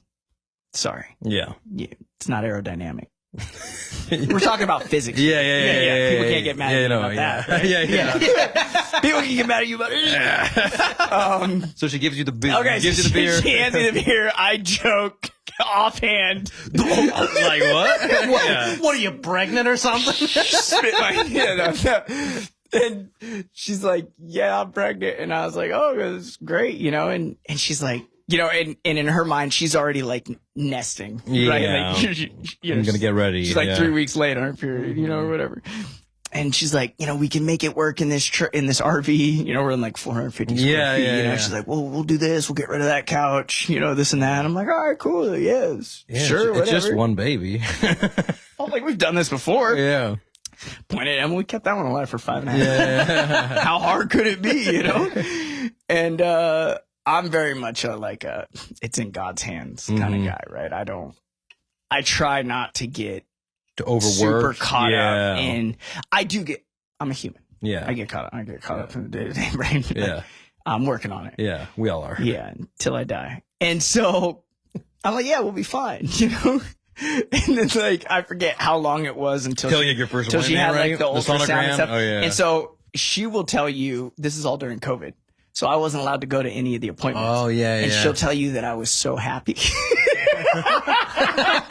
be like, You're like, oh, damn. and I'm like, oh, I'm so bummed, you know. And she's like, you lied through your teeth, you know. And in all reality, I probably would have been bummed if it was our first kid. Yeah. But I was like, bro, I've already been through all that. I know how this works now. Yeah. You know, I'm good, you know. And so then she goes and gets like an ultrasound at like some point, and I'm so busy, like I probably don't even remember. Like she told me she was gonna go, you know what I mean? And I come home and she hands me another beer, and then, like this is months later, right? And like because of COVID, it took way longer or whatever. And like, so then I swear to you, I joke again. We're having twins, huh? She just started crying. Pulls out the ultrasound sonogram thing, you know? Yeah. Baby A, baby B. And you're like, oh shit, this whole trailer thing might not work. And she's like, we can't do it. We can't do it in the trailer. You know, she doesn't sound like that. Yeah, but you know, and she was more composed than that, you know, but she's like, yeah, we can't, you know. And then here I am like, COVID, housing prices are expensive, you know, all that other stuff. In hindsight, I guess they're not, Dude, they weren't. Dude, interest rates were quote unquote low. You know, I got a 4% interest rate. And dude, they were like 3.5 and the lender took forever to close. And then like, I'm just crying over like a half a point, you know, but that's hundreds of dollars a month. Yeah, that is. You know? Yeah. But now they're like, I mean, I guess they're going back down, but they're still like freaking 8, 9. Yeah, it's a mess. But yeah, so I was just like, hey, yeah, like this is it's just 2 babies. She's like, it's twice the work. I was like, it's not, because like we're already cooking. We're already changing a diaper. Like, excuse me, like you're already there, you know? And she's like, it's twice the work. And I'm like, it's not, it's like 30% more work. You know what I mean?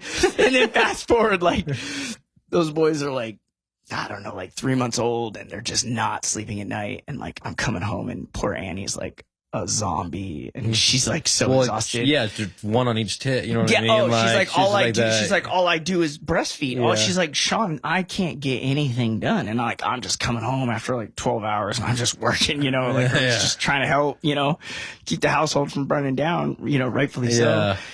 And then like at 3 months, she's just like, she's literally like sleep deprived dying. You know what I mean?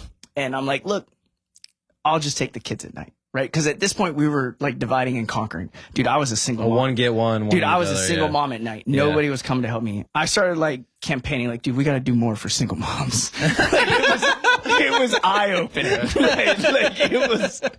I'm like, dude. Listen, there's one thing we need. I was like, I'm just here alone at night with this baby and no one's here to help me, right? Because she had another baby, you know?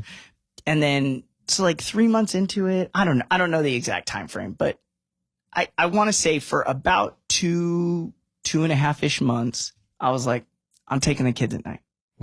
I got this. She loves sleeping on the couch anyway. So like she slept on the couch. I slept in the bedroom. I had those kids in like rockers and people say like not to do that. And I was like, I'm just trying to survive. I'm surviving. I tell you not to do a lot of stuff. I'm like, and so I did that. And that's literally how I thought I was going to die. I was like, this is for like 2 months you're doing that? Yeah. Like maybe almost 3. I don't want to exaggerate. And to Annie, are you like, oh, we're good? Oh yeah, I was playing like just the other day. She's like, dude, you killed it during that time. And I was like, I was dying. And she's like, why didn't you say something? I was like, dude, you were dying. If anyone's gonna die, it's gonna be me. You know what I mean? Like hopefully, right? Because they need your mom. You know. And so, hopefully not, but hopefully nobody died. No, I was like, I mean, there's a third option. You're like, hopefully me. I'm like, maybe not. Hopefully not. I mean, we're all gonna die. But like, here I am, like thinking I'm gonna die from being sleep deprived. And this whole time I was like, man, I thought I could like die in a cool gunfight, you know, defending somebody, you know, all the other ways that I wanted to die in my head, you know what I mean? They're gonna find me as a single mom with a baby, two babies, bottles locked up, you know. He passed away in his sleep. He actually wasn't asleep. He passed away while he was alive. Awake, you know, because he wasn't sleeping. No. Anyway, I digress. No, it was wild. Yeah, I imagine. And then Annie is such a dedicated mom, and she kills it, right? Oh, this is about Moose's time. He says, I want to fucking talk here. I want to play. Give me some Come here, time. Moose. Come here. You did it. Get over here. I'm going to take it from you. All right. And so Annie's a super dedicated mom, and so she got these boys like on hardcore sleeping routines. And then, dude, those boys just slept from that's cool. From like 6 months to like a year. Those boys were just sleeping all night. And like we finally felt like humans again. And that was super cool. Yeah, that's crazy, dude. Twins, dude. Wow. And they're fraternal, huh? They're fraternal, so it's interesting seeing like boys that are fraternal. You know what I mean? Because I feel like fraternal twins are a lot of time are boy girl. And so seeing, yeah, I don't know what the percentage. I don't know percentages either, but I just remember whenever we were having beers with you guys at Jams 209 that one time, I was just like, oh man, these kids they look like a lot different. You know what I mean? It's like, dude, one had black hair, one had blonde hair. Yeah, it's almost like I'm like these they don't seem like they're two different dads. Like, yeah, exactly. I don't know how it works. It works somehow. And it's crazy because those now they're both blonde. One's like towhead blonde, and the other one's like his hair's now kind of blonde. And but dude, they're two completely different kids. One is destined for the Marine Corps. The other one will never spend a night in a dirt hole. Yeah. Ever. Oh, really? You know, like I can already tell. Yeah. You put one kid up on a slide and he goes down head first, and you got to try to run around. You know, you put him like on a place. Yeah, you're like, hold on. You got to run around. You're screaming at him to stop, and he's head first. Yeah. Just full send. Yeah. Committed. You know. And then the other one, you put him up there and he sits down on his butt, and then he gets to his belly, feet down, and then he gets back to his butt, and then he finally slides, and he's like a thinker. Yeah. You know? And the other one's like, nah, man, I'm just. Other one's like dad, huh? So, yeah, it's wild. Dude, that is wild. And parenting is such a blessing, and it is, dude. It's the greatest job, and I think it's the most fulfilling thing that I've ever done. It will be the most fulfilling thing that I ever do here on this planet, is do my best to raise some children that are well-adjusted and well-rounded. The one thing that I felt as soon as I became a parent was like, I had a way bigger appreciation for my parents at that moment. Like I didn't think about anything like that growing up, in the sense that, like, now when I'm changing my kids' diapers, I'm with my baby 24/7. Like, I was like this to like my parents, you know what I mean? And my parents raised me, they loved me. And it's like, I didn't have that appreciation because I was like, I didn't think about it. Like, you only know what you know. Yeah, exactly. You only know what you know, and you don't remember when you're year 2. You know what I mean? You don't remember when you're 1 or 3 months. And that's what I keep thinking. Like, it's crazy that Izzy isn't going to remember like any of, like, she will be impacted by it. But I always think like, it's crazy that she won't like really remember any of this. Like, it's sad to me, you know what I mean? Because I'm like, oh, I gotta see and hold this cute baby, and like she's giggling and laughing, and then it's like, I want to have these memories, but she won't have these memories, you know what I mean? And it's like kind of sad, you know what I mean? Because you're like, fuck, like, but it's also a blessing because you get to have those memories. You do, right? And that's the reward, right? That's part of the reward. That's part of what makes it so much fun. But the empathy, the love that she's receiving from you right now, looking into your eyes, that connection, that's what I think maybe our parents didn't get from their fathers. Yeah, right? That was a way different time. Yeah. Right. So now you have these millennials where like more millennials children now are unvaccinated. More millennial children are being homeschooled or privatized schools than like in generations or ever. Something crazy. Not like ever, because back in the day, you didn't go to school. Public school wasn't like as prolific, right? But we're talking about like generations. Our kids, right? The millennials kids right now, it's an experiment.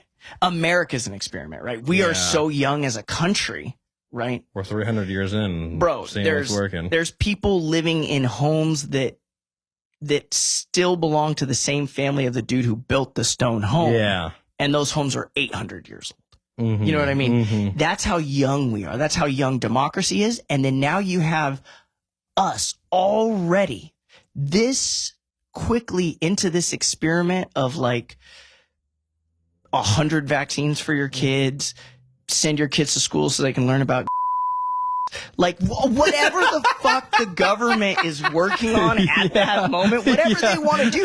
And now you have millennials that are like we've been told we're like weak, pathetic, garbage generation like since we can remember, right? Being told we're lazy, we don't know how to read a tape measure, use a shovel. And now here we are pouring love into our children, arguably like a generation that we can't even remember. Yeah. Right? There's been no other recorded generation of men doing what millennial fathers are doing. I've seen something where it was like the percentage is like, it's like they interviewed a whole bunch of people who are like, 50, 60, 70, and like how many times you did this, like, and it's like so many people were like, I didn't even change a diaper in one of my kids. You know That's what I mean? like a Or statement of pride. Yeah, Most it used to of be. Annie's uncles never changed a diaper. Yeah. Annie's father. Once he would kill me if I was like, no, that's not my job. Woman, you cook and you change diapers. yeah. Right? And now, Why is dinner not ready when I come home? I still I don't even have kids. Sometimes I'll work at 12 and I'm like, dinner's not ready. Come on. What are you even doing? Yeah. and so, guys, like, Experience the spirit of the Sierra Nevadas with Tioga Sequoia Brewing, where each beer is a tribute to craftsmanship and conservation. Rooted in love for the region and its communities, their brews capture the essence of the Sierra Nevadas and the Central Valley. Whether you're in the heart of the 209 or bustling streets of the 559, come visit them in downtown Merced or the Beer Garden District in Fresno. And don't forget to check out each location for their awesome events like the block parties. You can find their beers at your local stores like Save Mart, Safeway, Vaughn's, Rayleigh's, Walmart, Sprouts, and Costco. Join them in raising a glass for exceptional beer and the natural wonders of our beloved Sierra Nevadas.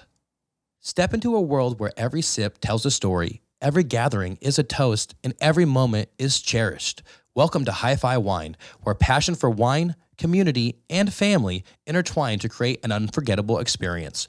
From private events that spark connection to weekly tastings led by industry experts, HiFi Wine is more than just a wine shop. It's a celebration of life's simple pleasures. Joining the HiFi at-home family means embarking on a delectable journey through exclusive wine selections delivered right to your doorstep. Discover them at 629 West Main Street, next door to El Capitan Hotel. And let's raise a glass for life's extraordinary moments. Start your day off right at American Grind Coffee, where the enticing aroma of freshly brewed coffee and the promise of a delicious breakfast await you each morning. Nestled in Modesto at 4742 McHenry Avenue, they are the perfect meeting spot to catch up with an old friend or meet a colleague for lunch. When lunchtime rolls around, they've got you covered with their gourmet sandwiches, hearty salads, and daily specials, all crafted with the freshest local ingredients. And the best part about American Grind Coffee is that they also cater events. Come experience the perfect blend of great food, friendly service, and unforgettable coffee at American Grind Coffee today. At Sign Guys, they take care of all your sign needs. No job is too big or too small. Just give them a call. As the Central Valley's premier full-service sign company, they are there for the customers. Whether it's a banner of an upcoming event, temporary signage, vehicle graphics, or an illuminated sign for a building, customers can rely on them. They specialize in window graphics, door graphics, and metal signs of all sizes. Need an electric sign? Well, hey, no problem. They also offer full service repairs on all signs, ensuring customers need not to worry if their sign is on the blink. They sign their work with pride and attention to detail, committed for their long haul. With over 30 years of combined sign experience, customers can trust them. Don't hesitate to call now at 209-726-0984. Once again, that's 209-726-0984. I think that I will die on this mountain, and like, obviously I know almost nothing about anything, and I'm not confident about most things, but I am very confident. What an intro to that statement. Go on. That millennial fathers are going to, on a scale that we haven't seen, there's still going to be bad apples, right? We have millennial fathers. I mean, they're that deadbeat dads. Every generation and has deadbeat dads. That's what everybody focuses on, is the deadbeat dads, right? The deadbeat dads are probably 10, 15% of dads, and like they're the 15% that are going to see combat.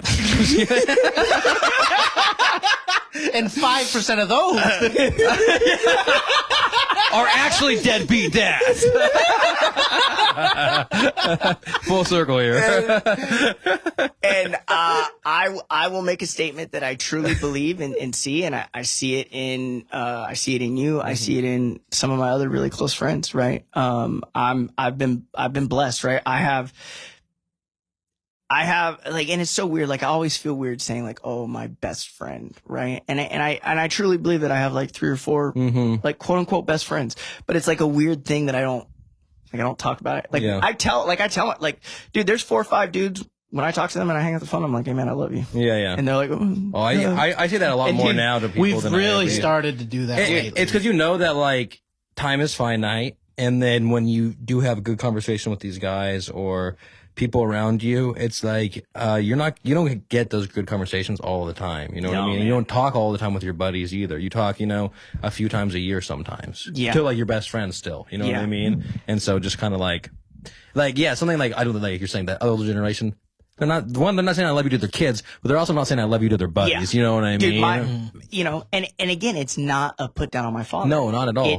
It's you've hit on it, or guests on your previous podcast have hit on it at times. Like, they're a product of their generation, right? I think it was your sister saying, like, you can't look at our grandfather and label him as racist, right? Because at the time there were racists in that society, and he wasn't one of them. Yeah. But then, like, you want to pick and choose what metric you're comparing somebody to. It's not fair. Yeah. Right? Because you can only compare to that time. Yeah.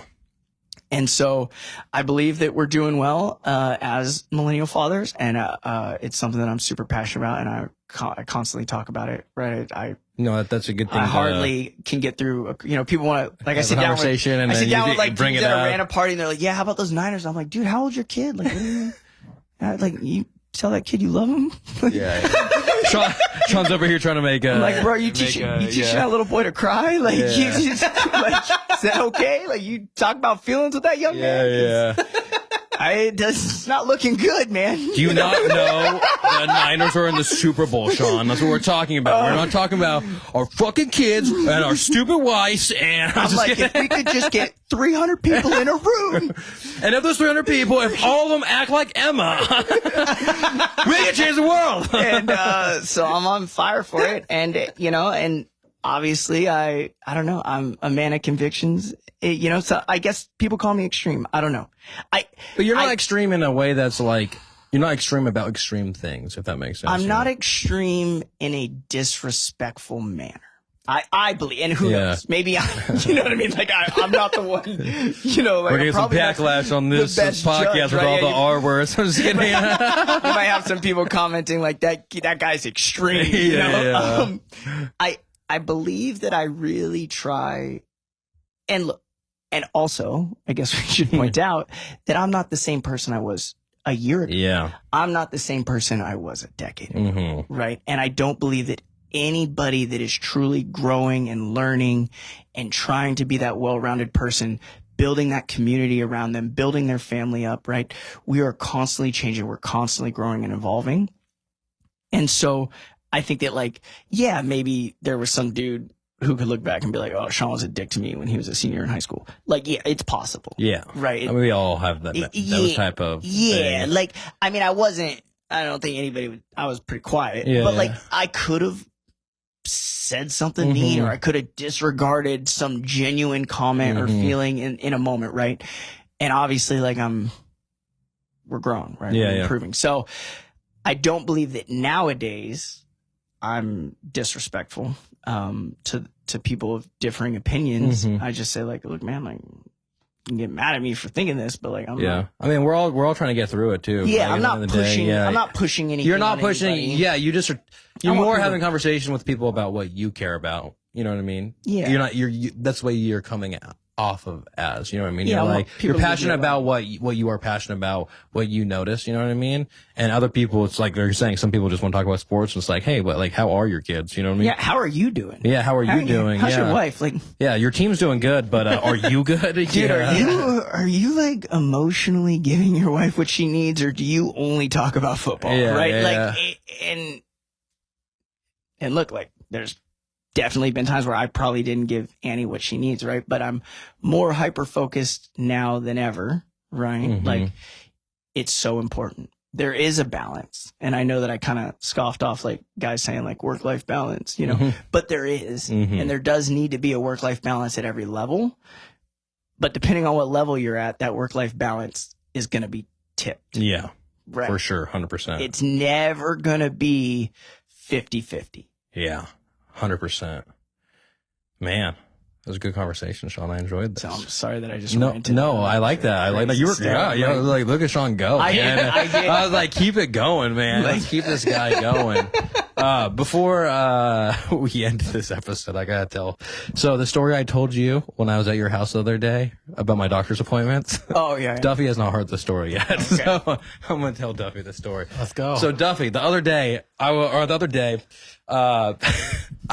have convinced myself that I had testicular cancer. Ready? Like I looked down there were some lumps, you know what I mean? And I was just putting it off on getting anything checked out, right? Because I'm like, I don't want to deal with this. That's my attitude in my brain.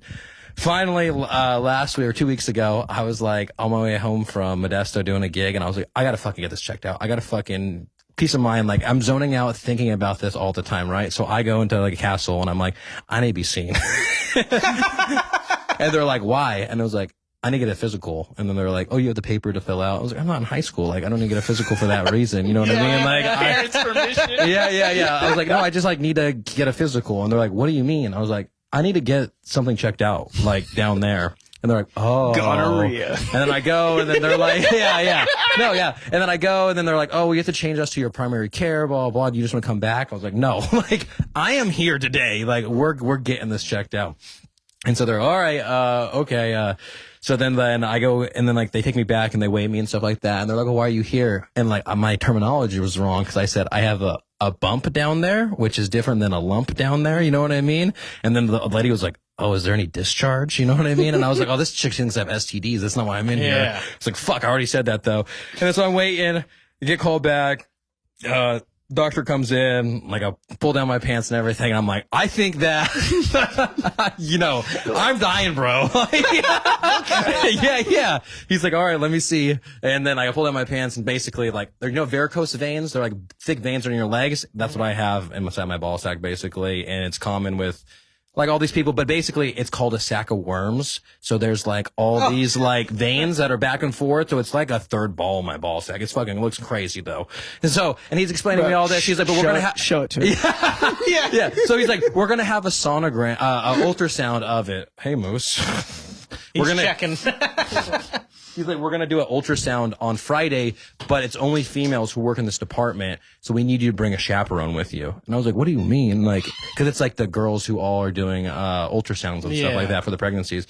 I'm like, okay. And I had no one to bring except Lindsay, and we have nobody to watch the baby. So I go in there on Friday, man, or last Friday, and I'm literally like, she's like, all right, take off your pants and lay down, right? And so I'm laying down in this room with my foot, like, and they have a towel on my like lap and like a towel above me. And the only thing that's sticking out is my ball sack on these towels. And Lindsay and Izzy are in this room, and then the lady just is like doing ultrasound on my freaking testicle for like 15 minutes, like we're in there, and the lady's not saying anything, obviously, and so I don't even know what's going on, and then it's funny because Izzy wakes up during that time, and like Izzy doesn't get screen time ever, so like Lindsay's holding Izzy, and like Izzy's just staring at the screen, which is my ball sack. And the lady, like, after 10 minutes was like, so what were you concerned about? I was like, what am I concerned about? You tell me. You're the one. I was like, there's all the things. What? I don't know. Everything on the left side. Yeah. And she was like, oh, okay. And then the doctor was so funny because afterwards and then the doctor's like, stay here so I can like give you the report. And I'm like, okay, like, please don't be cancer. Please don't be cancer. You know what I mean? That's what I'm like, this lady didn't say anything to me the whole entire time. They're not allowed to. Yeah. She didn't even show me the screen though. I want to see what's inside there, you know, at that point. I would have flipped that thing around. Yeah. And then the doctor's like, good news. You're having a boy. And he was like, yeah, it's what we thought it was. Like, you're all good, man. And I was like, thank you. But he's like going to the ladies who are working the desk, and he's like, he's having a boy. He's like all into it. I was like, what the hell, man? But yeah, long story short, I feel very good about not thinking I'm dying. Hell yeah. But Lindsay was like, is that why you're zoning out all the time? I was like, I naturally zone out all the time, but like, it definitely was weighing on me. She was like, how long? I was like 6-7 months before Izzy was born. She's like, Jesus. And I was like, yeah, I thought that like Izzy being born. Like almost a year. Yeah. I was like, I thought Izzy being born was going to like make me, I got to get this checked out instantly. It wasn't until I was watching Izzy by myself one day, and I'm like holding her, and she's looking at me, smiling, and I'm looking in her eyes. I was like, am I going to be around? I was I gotta get this checked out, man. And Lindsay's like, I didn't tell Lindsay I was going to doctor or anything. Shit. I just came home and I just told her, and she was like, what? And I was like, yeah. She's like, what? She's like, if you think you're dying, maybe you should try to tell me. I was like, I mean, in hindsight of this whole situation, yeah, but it was one of those things where I was like, if I don't talk about it, it doesn't exist. Bro, do you have life insurance? Yeah, I got a great agent. Yeah, exactly. But yeah, I went and tell you that because I was like, oh, it just me laying there with my ball sack out, and then just my wife and kid in the room, like as chaperones for me. It was just fucking. I was like, how'd I get myself in this situation? And then I told my mom this afterwards. My mom's like, oh yeah, we had an appointment where the doctor told you. I was like, no. The doctor did not tell me anything. I was a child, Mom. Like, the doctor told you. Had it your whole life? Like, so I've had it, like, yeah, since, like, puberty and everything like that. Like, I've noticed it. And I've always had physicals and stuff like that. Okay. But, like, so I've already, like, I've had a physical, like, you know, and I this isn't, like, new. This isn't, like, just... No, it didn't, like, just happen. But it's the fact that I'm older, and I think, you know, you're older, your ball sack is like, stretches out more. That I look at it, and I'm like, this does not look normal. Like, you know, this does not look normal at all in any way. And then so I was like tripping balls about it, literally tripping balls. Yeah. And like I was just like, oh gosh, you know, because it's like it's annoying. I can feel it, you know. It doesn't hurt or anything like that, but it's just like it's annoying. And I'm like, is this normal? That like, but long story short, I guess it is normal. Like 20% of guys have it. I mean, somewhat normal. You know what I mean? But yeah, what an intro to season 6, huh, guys? Yeah. Talking about my ball sack, the last bit of Shawn's podcast. That's why I was on break so long. Yeah. Like I had to deal with stuff internally. I just gotta clear my mind. Yeah. I need to figure out what you do and do it. Yeah. Yeah, Shawn, why don't you plug yourself? No, but Shawn, I really enjoyed this conversation. I felt like there was a lot to get out of it. And I think at the end of the day, like what I want to do with this podcast is the more I do it and the more I get into it, is just have on people that I have genuine connections with and who I think, you know, are good people at the end of the day. And I think you're one of those people. So that's why I wanted to have you on. I know when I was telling you, you're like, oh, you could just have me on whenever, man. Oh, you could push it back whenever, I was like, man. dude, you gotta have better guests. You know, like, dude, is season 6 shaping out to be rough? Like, I'm the start of this. I'm like, you know what? Set the bar low, though. I get it. Have me on. Start with me. Episode 1, you know, you can be like, guys, we're building up steam. You know, you can push it later in the season. Like, God, we got some better guests. You know, like you can't be at the bottom of the barrel already. Yeah. I get it. I get it. Exactly. But go ahead, plug yourself, or shout out your YouTube channel and everything else like so if you want to follow, I guess me, you personally on Facebook. No, I don't. No, you just do Instagram I'm probably or not whatever. I'm not gonna accept you on you guys slide into my DMs on Facebook, or whatever they're called. Instagram, Conour CONOUR _MFG on Instagram, and then Conour Manufacturing, same spelling, on YouTube. Mike has got like 7 videos up on our YouTube right now, I think, and we're gonna keep building it out and working on it. We've it's a process, but we got some stuff coming now for sure, and then we'll do some more. It's been super fun, and dude, it's gonna continue to be fun, right? Exactly. And when it stops being fun, we'll just stop doing it. Exactly. But if it's being fun, then why not, dude? Thanks for having me. This has been fun. Of course, dude. Yep. Appreciate it. Yep. Shout out Duffy, shout out Michael. This is it. Central Valley Podcast. Hey, big shout out Central Valley Podcast. You know I had to fuck with it. Hey, shout out Central Valley Podcast.